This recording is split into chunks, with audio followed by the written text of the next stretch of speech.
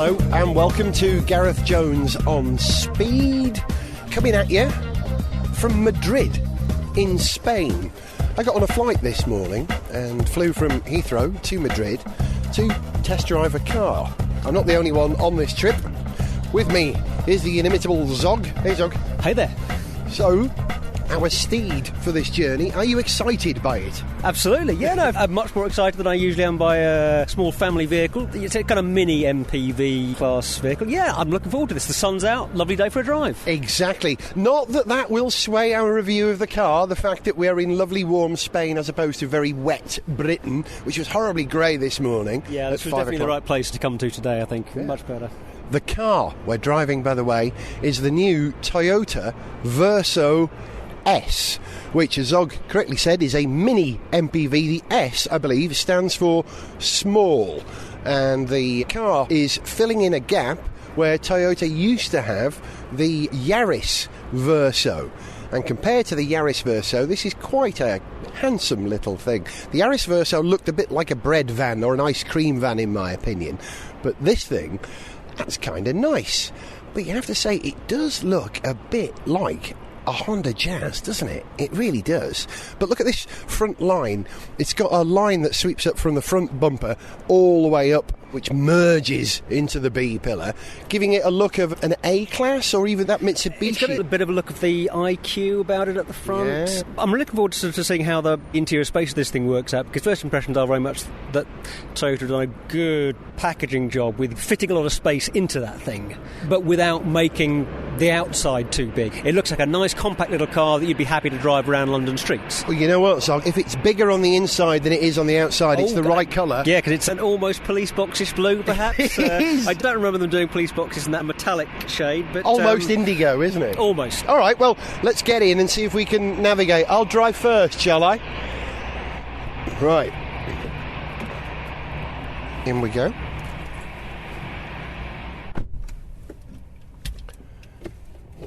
It does seem very tall in here, and it's got this enormous panoramic ceiling or roof, a glass roof, which means it's a bit like sitting in a greenhouse at the moment. It's very, very hot in here, so let's get the engine started and get the AC on.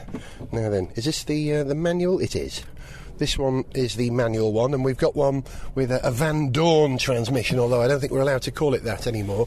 A continuously variable transmission, which I think Toyota have got their own name for. Right, well, the engine's running. Can you hear it? Vim, a little 1.33 litre four-cylinder engine. Now, I better... these things in the back. Okay, Zog's putting the camera and stuff in the back. I'm going to try and adjust the steering wheel, if there is adjustment. Yes, there is. Right, let's drive.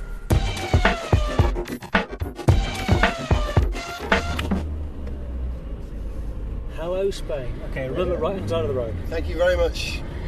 Key bit of information. We've got nice people from Toyota who are indicating which way we should go by standing at every junction and pointing politely. Thereby preventing us from driving round and round a car park in circles. I think people are going to do that all the way along. You know, for our whole trip through Spain, there'll be people who wave, say, oh no, that way. Gracias, thank you. Turn right. Okay. Okay then.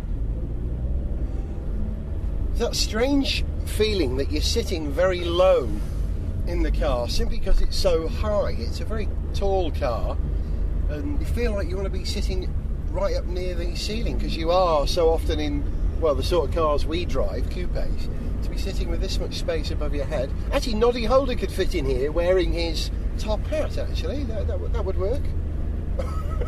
There's a 2CV connection there somewhere. They designed the 2CV so you could wear a hat, is that right? Supposedly one of the design criteria of the 2CV was that a French farmer should be able to drive it across a field with a basket of eggs without the eggs getting broken, I think. And I'm somehow getting that mixed up with then bear right. driving across a field. Were you paying attention to those directions? Yes, we've got to bear right and then Keep turn right. Then bear. Okay, keep right. That's it. Maybe not. After 300 metres, bear. Oh, no, it was probably up there, wasn't it? We've gone the wrong way already. Good start. That's okay. We There's a can go. roundabout. There's a roundabout at the end there. How long did that take? 2 minutes. Good start. Well, they say if you're going to make mistakes, you make them early. Yeah, exactly. After 100 metres, go round the roundabout, third exit.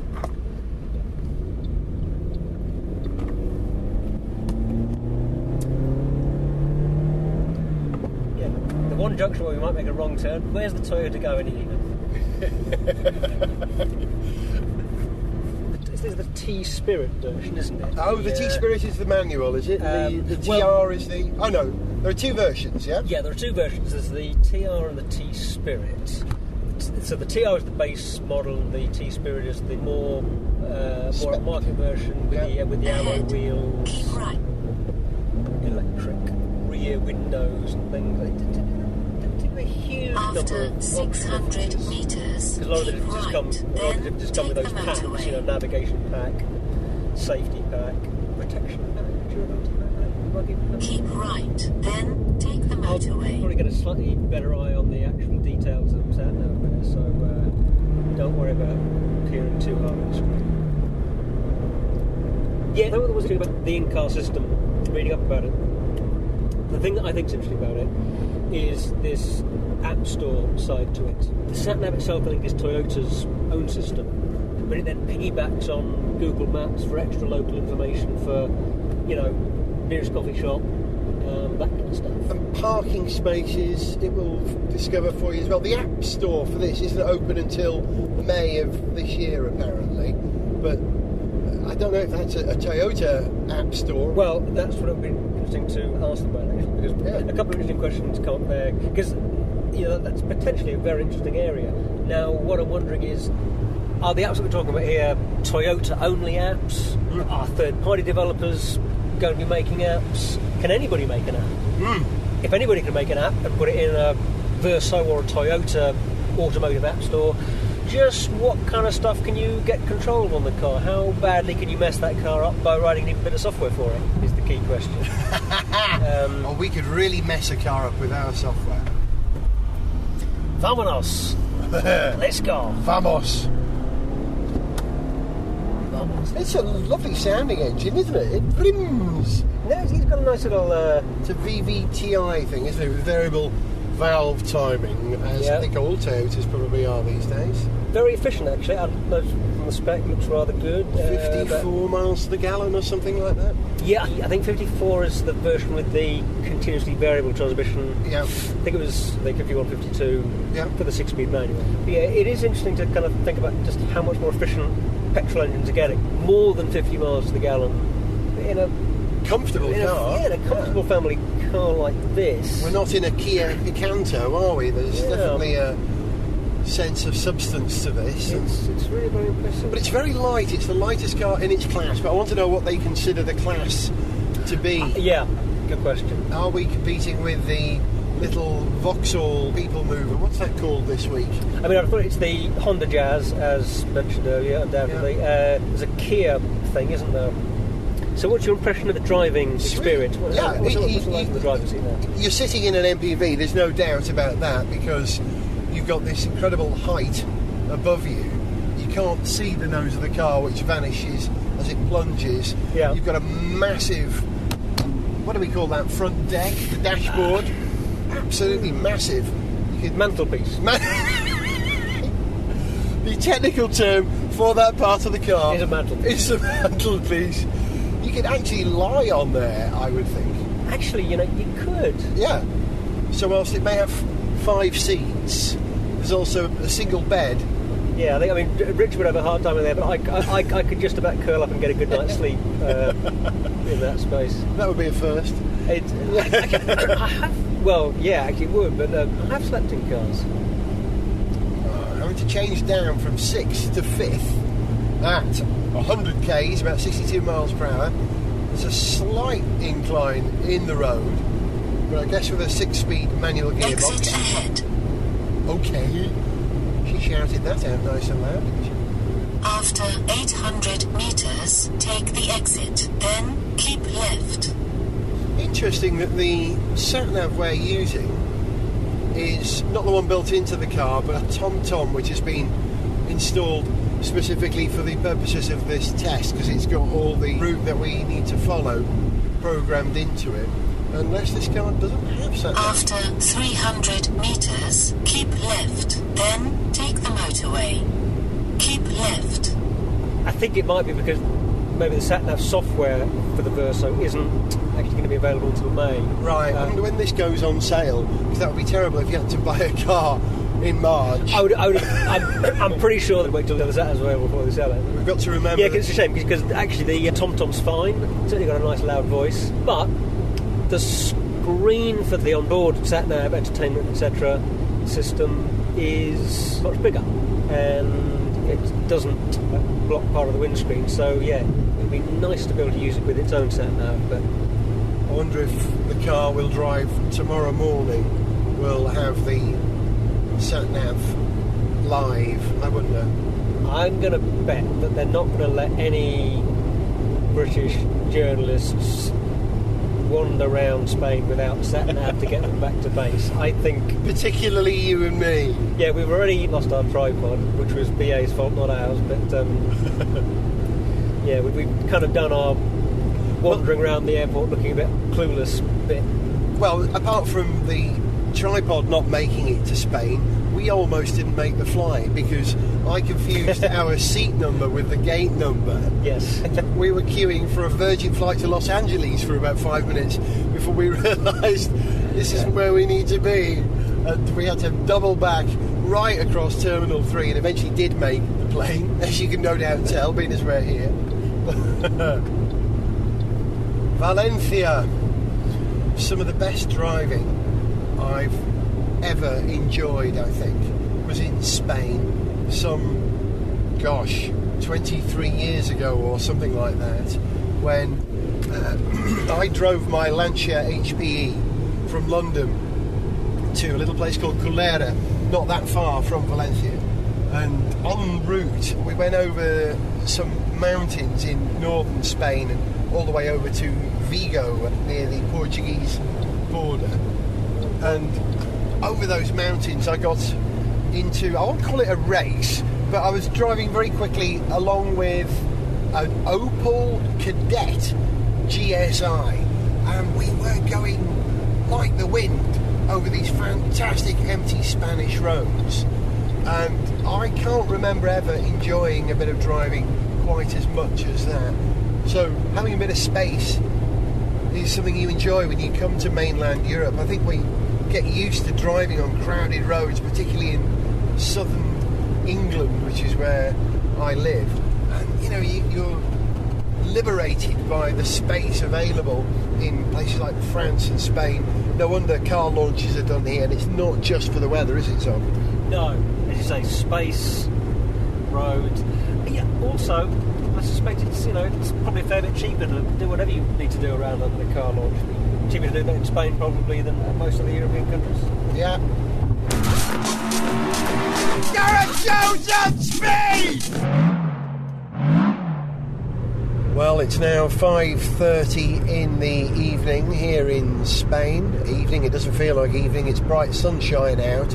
And I've swapped over, and now it's Zog's turn to drive. Zog, I know you've only been driving this thing for about 4 minutes. Give us your gut reaction. So far I'm liking it. The view helps, the fact that we're looking out at a glorious Spanish vista.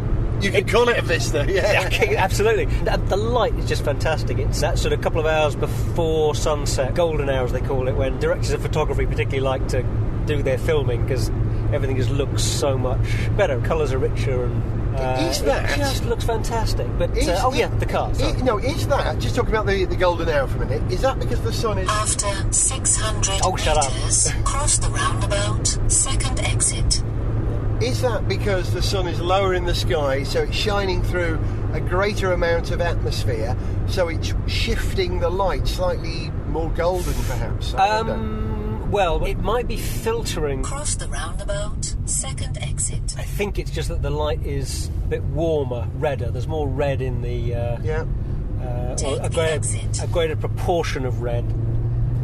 A higher proportion of red wavelengths in this kind of dusk light than there is in midday light, which is bluer, I guess. Bluer, yeah. And those more red, orangey tones we perceive of as warmer. So, Zog, instead of driving a big, was it 2.5 litre 4-cylinder Porsche engine that's turbocharged that you normally drive, you're in a 1.33 litre 100 brake horsepower Toyota variable valve timing 4. How does that compare? What's the engine like from your point of view? Oh, it's fine. It's lively enough for the job. It's no great power horse, if you like, but it's lively enough. No, these first few minutes, one's just getting a feeling of decently weighted steering. You know, everything's happening nice and predictably. Sometimes when you get in a little car like this, everything feels a bit too light and you tend to throw it around a bit and you have to adapt your driving style and drive a bit more softly. But this seems to be well balanced weighting about the controls, doesn't it? It doesn't feel like a baby car. Doesn't feel too light, yeah, no, I agree. It just takes a few minutes to adjust to changing gear with your right hand when you're used to doing it with your left. It somehow sort of throws your whole body coordination for a few minutes until you've got it sorted out. It's almost like, you know, your legs don't quite know what they're doing because they're sort of confused by the wrong hand's moving to change gear or something. Yeah. Now, that's not because the gear shift is on the right-hand side and this is a right-hand drive car. It is a left-hand drive car, which always makes a difference. You always have to adapt. Well, I'll let you concentrate for a bit because we've got a couple of hours driving, I think, before we arrive at our destination this evening, where we're going to have a briefing on the car. So we'll do our homework, we'll find out everything there is to know about the Verso S, and we'll tell you a little bit later in the show. Not a bad day for a drive, though. Yeah, I think cocktails are being served in 20 minutes. We better hurry up. Gareth Jones on speed.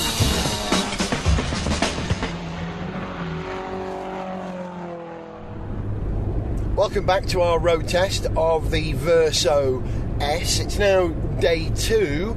We've spent the morning driving around the beautiful city of Toledo in Spain. An absolutely lovely medieval, would you say it was medieval, Zog? Yeah, I'd say it was medieval. It was a beautiful, beautiful place. But but we both sort of realised we don't know as much about Toledo as we like. So no, we'll have to come back and do it. This is not a tourist trip. This is a car review. Yeah. Apparently. Interesting. What they did today was give us the opportunity to drive this car around the little cobbled streets of a medieval Spanish town because it's an urban car. And last night when we went to the press conference which told us everything we needed to know about this car, they told us something which I think was surprising to both of us, that this car, the Verso S, is aimed primarily at what we call empty nesters. I suppose those are people in their late 50s, early 60s who've got children who have just grown up and have just left home. And that seems at odds with this kind of MPV.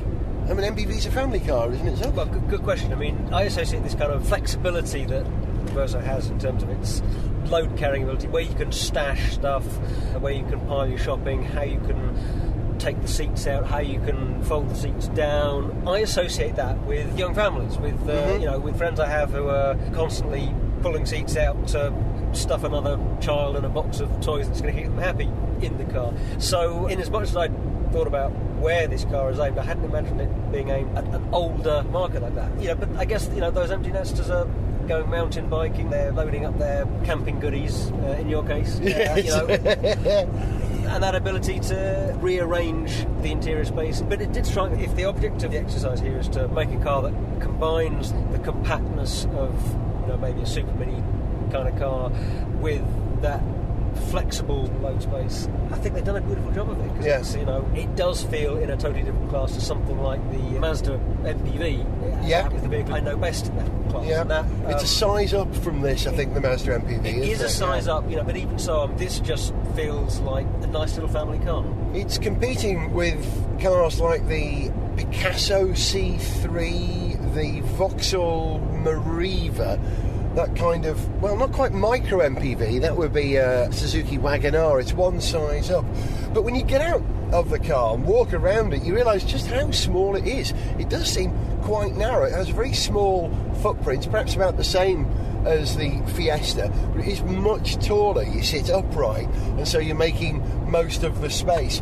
The rear legroom actually is tremendous in this car. Have you been in the back? I haven't sat in the back. No, I've just stuffed bags and cameras in there. Very good. I'd say it offers probably more space than the Mercedes A-Class, I reckon, this car. Okay, I might check that out. Actually, in terms of space, one thing that I noticed that's absolutely brilliant is that there's enough space in this little locker that's above the glove compartment, if you like. There's a glove compartment mat box above the passenger footwell, and then a cubby hole with a lid on top of that. And that cubby hole is big enough to take a whole video camera, which is sitting in there right now, comfortably, not sliding around, not falling out. So, yeah, I'm very impressed by how big some of those little stash spaces are.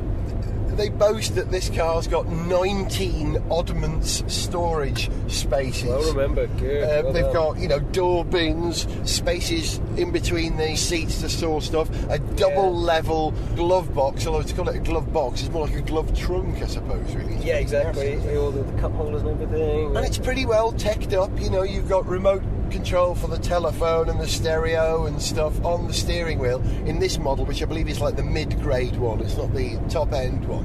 But there's one thing about this car I think is at odds with the customer base they're aiming for, and that's this whole apps issue, whereby you can download applications for the car which will tell you about parking, tell you about fuel prices and things like this.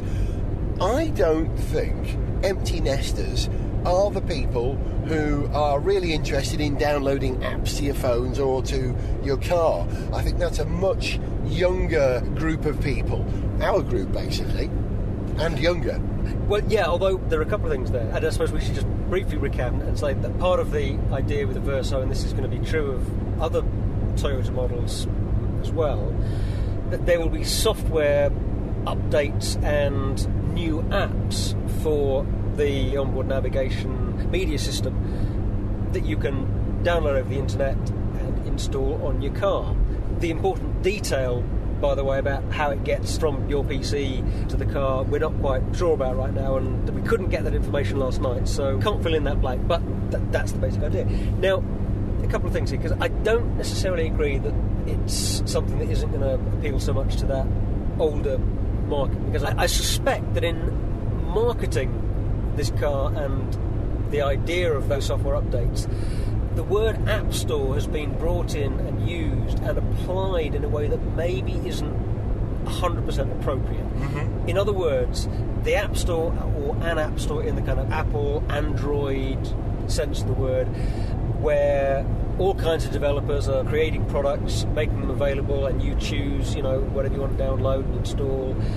The Toyota App Store, the Verso App Store, isn't going to be like that. Software that's going to be on there, it's Toyota's software. We can't write an app to, make the horn sound different and turn up the volume when you're going in a corner or something. Yeah. It's going to be Toyota software. So it's actually not tapping into that same sort of dynamic. Toyota is simply borrowing an expression for a software upgrade for your infotainment system, ultimately. They're using that App Store name. It doesn't necessarily mean you're going to be downloading Angry Birds for your Verso. Nice though that would be.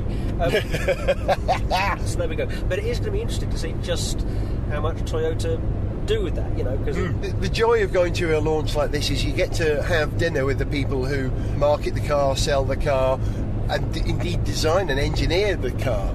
One of the things we learnt last night was the reason this whole apps thing has come to this car first wasn't a conscious decision. It's just that in Toyota's cycle of new cars coming out, the Verso S was the car due to come out at the time when this software was just about to be available. Initially, they wanted to put it on the Yaris, which is aimed at a much younger audience, but it will be brought out right across the whole Toyota range. Yeah. Another point that was made about the Verso and what Toyota are trying to achieve with it was this idea of technology being accessible, just easy to deal with. And again, I think they've done that nice. Well, we've both managed to get our phones, my Android phone and your iPhone, to talk to the entertainment system in the car. Yeah. And, a couple of button pushes. And we've just worked that out. We haven't looked at any manuals, anything else that we've had to deal with technology-wise in the car, on the media system there. It's all just been obvious. It's all been intuitive, and it just works. And that's the most important thing, yeah. My favourite thing last night, I would say, was the presentation by the chief engineer of the car, who explained that this was a car for his generation, and he showed his family pictures of him and his wife and the family cat with his car parked in a tiny Japanese car parking space in crammed Japan, which is, full to the brim. And the car was full to the brim as well. He had a couple of mountain bikes in the back of this thing, tents, all sorts of things. And I thought that was a lovely human touch. But that's good. But my absolute favourite thing was this guy's name. For a car designer or a car engineer, he's got the perfect name, and if Toyota were smart, they would use this man's name to market their first eco Toyota supercar, and they would have to give it his last name, which is Miura. He was Miura-san. I can't remember his first name, but his last name, Japanese, Miura. He was born to design cars, wasn't he? Yes, absolutely. You've been listening to Gareth Jones on Speed. We've got to go and get on a flight now. He was Zog. Goodbye. And I was Gareth. See ya. To send us an email, see pictures, get song lyrics, join our Facebook fan site or follow us on Twitter, go to garethjones.tv. Gareth Jones on Speed is made in London by Whiz Bang. Gareth Jones on Speed!